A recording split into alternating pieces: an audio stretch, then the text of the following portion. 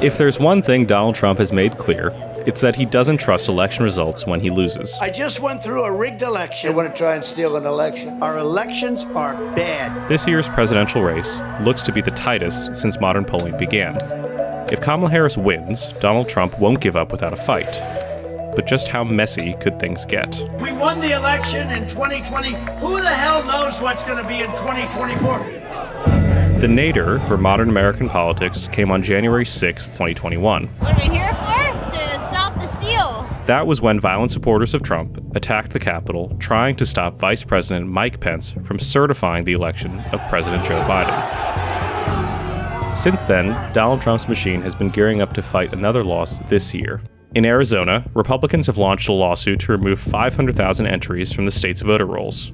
In Georgia, the State Board of Elections passed a rule that would make counties hand count ballot results, and local officials are now allowed to undertake reasonable inquiry into claims of fraud before they certify. There are similar challenges in every battleground state. If we don't win this election, there may never be another election in this country. It could happen. But the real fight starts after Election Day.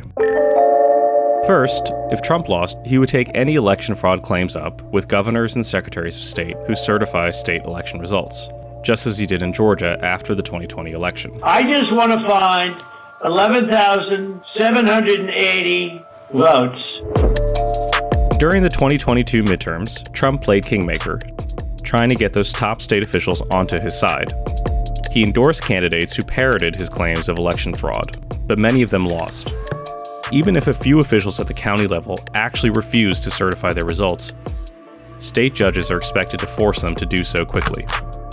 Trump could then try to take his case before federal judges and perhaps all the way up to the Supreme Court. This could make Democrats nervous.